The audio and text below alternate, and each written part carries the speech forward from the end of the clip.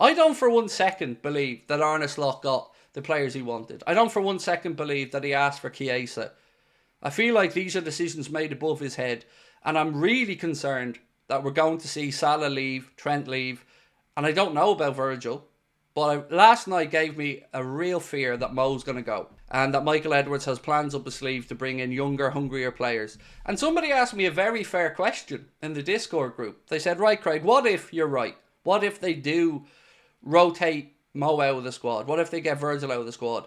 But what if the players that Michael Edwards brings in are a success? And what if Liverpool do go and win stuff next season again? And then you'd have to say, okay, it was worth the risk. But right now we know what we have, and we have the opportunity to keep them. And I think we should do it and succession build, but I'm afraid that we won't. But I want to know what you guys think about it. What did you think of when you seen Mohamed Salah in tears last night? Did you think, oh, maybe Mo feels the Ballon d'Or is away from him? Maybe Mo feels a chance at another Champions League is gone? Or did you feel like me? He feels like that was the end. That was his last game for Liverpool in the Champions League. Because I fear that that's what was going through his head. But what do you guys think about Salah? Do you think he stays or goes? So I want to ask, will Salah be leaving this summer? Let me know what you think. Yes or no. Vote away on that one. And look, don't let your heart rule your head. Give me your honest view on what you think the club will do here and what's going to happen. So will he be leaving this summer? Yes or no? We'll come back to that in a few minutes. Sam said, if we did what you think Edwards would do, it's too big of a risk. It's a big risk. It is a big risk. And there's no denying that there are some parts of the squad that need refreshing. Like, we do need a Mohamed Salah successor. We do need a Virgil van Dijk successor. But I don't think we need them just now. I think we should be doing this over the next 2 years. That would be my preference anyway. Ash said, I think for me, the realisation that the Ballon d'Or is now out of the window is why Salah was crying. Having a mental season, but he'll know it's over now for that trophy. And I think it is over, in all honesty. You know, you can't be going out in the last 16 of the Champions League and thinking you can win a Ballon d'Or. As harsh as that is. Because Mo's season has been incredible. But yeah, I'm sure it was a mixed emotional feeling from last night. It's tough. It was tough to look at. It was tough to see those images of him being that upset.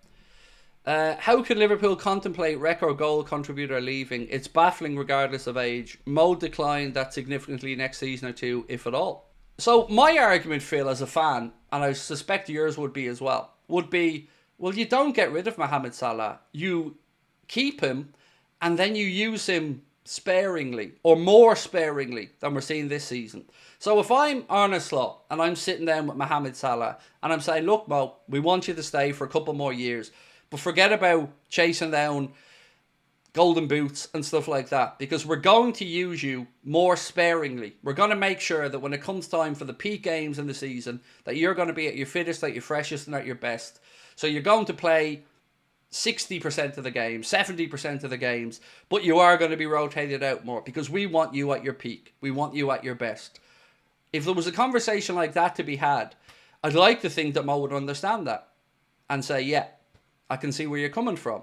Because nobody wants to be going out in the last 16 of the Champions League. Nobody wanted the players looking as exhausted as they were last night. They didn't want it. You don't want it. The club won't want it. The manager won't want it. Nobody will. But we've got to talk about why it happens. Off-White said, don't you feel the club will use this against Salah? Sorry if it's a repeat question. I just hopped in. I don't know, honestly, because it's so difficult to figure out what's going on at the club right now. Because it's, you know, silence. Silence from everybody at the club. I'm going to read you out some words from Virgil van Dijk. You may have heard them already, you may not have, but I want to read them out to you because they give an insight again into how nobody, even the players, know what's happening here. So we've heard lots of theories from people saying that they think the contracts might be sorted and they're waiting for the club to announce X or Y or they're close.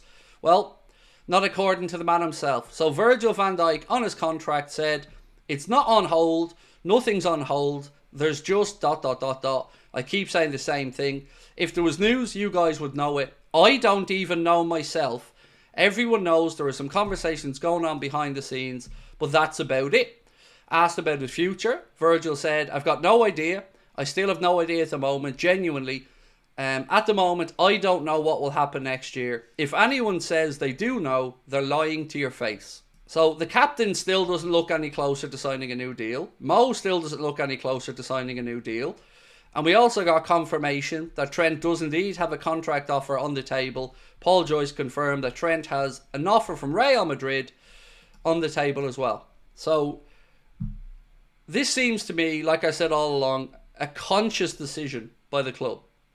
Because I've never believed that they drag out the contract extensions this long if they really wanted to get them done. I feel like they've lowballed them and they're going to paint them and vilify them to be the bad guys when they move on. That's my take as a Liverpool fan. Can't speak for everybody else.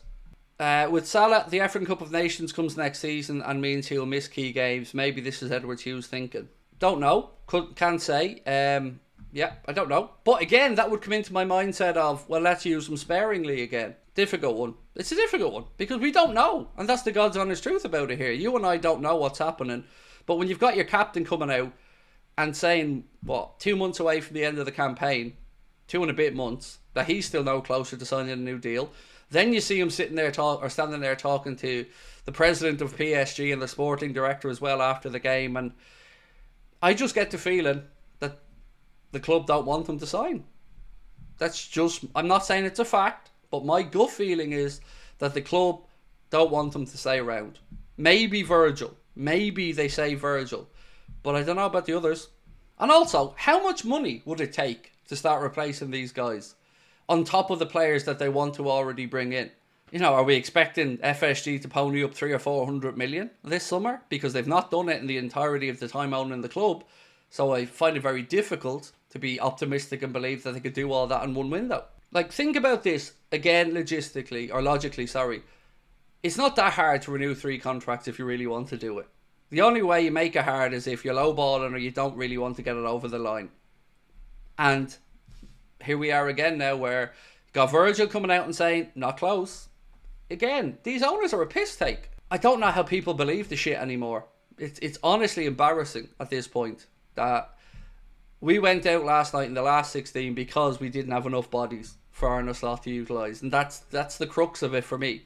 Yes, of course, on its own, PSG are a really good side and fair play. But I don't know, I feel disappointed after last night. We're looking at the season now and we've 10 games left this season.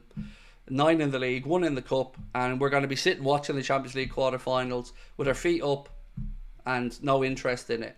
And we should be in the quarterfinals. We should be expecting to be in that level.